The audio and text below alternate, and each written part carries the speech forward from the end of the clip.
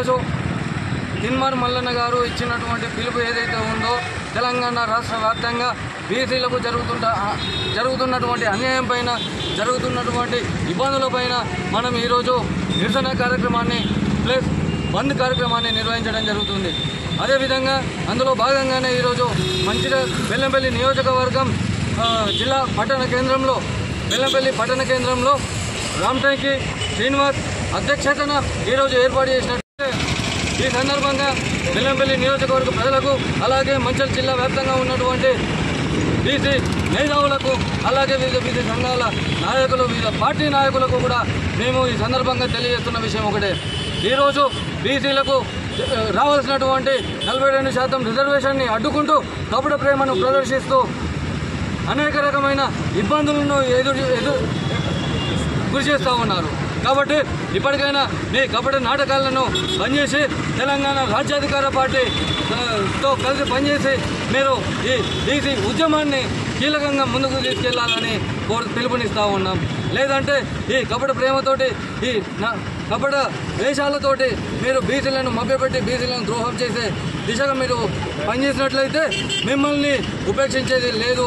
తెలంగాణ రాజ్యాధికార పార్టీ ఎట్టి పరిస్థితుల్లో మిమ్మల్ని విడిచిపెట్టదు అని చెప్పేసి కూడా ఈ పార్టీలకు కానీ, ఈ సంఘం నాయకులకు కానీ ఈ బీసీ ఉద్యమాన్ని అడ్డుపెట్టుకొని ద్రోహానికి గురి చేస్తున్నటువంటి, పాల్పడుతున్నటువంటి ప్రతి ఒక్కరికి కూడా మేము తెలంగాణ అందరికీ నమస్కారం.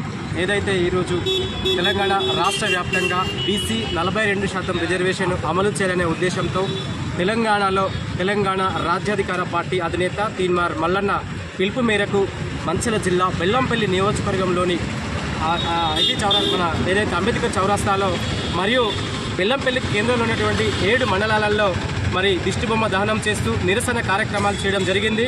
బంద్లో భాగంగా అన్ని విద్యా సంస్థలతో పాటు స్థానికంగా ఉన్నటువంటి వ్యాపార కేంద్రాలు బంద్ చేసి నిరసన వ్యక్తం చేయడం జరిగింది.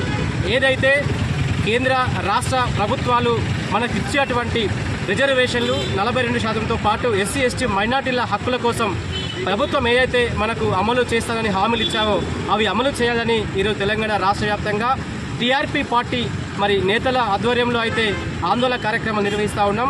42% రిజర్వేషన్స్ అమలు చేసి ఏదైతే జనరల్ స్థానాలలో ఇన్ని రోజులు మరి బీసీలకు ఎస్సీ ఎస్టీలకు సంబంధించినటువంటి ఏదైతే రిజర్వేషన్లు అగ్రవర్ణాల మరి అనుభవం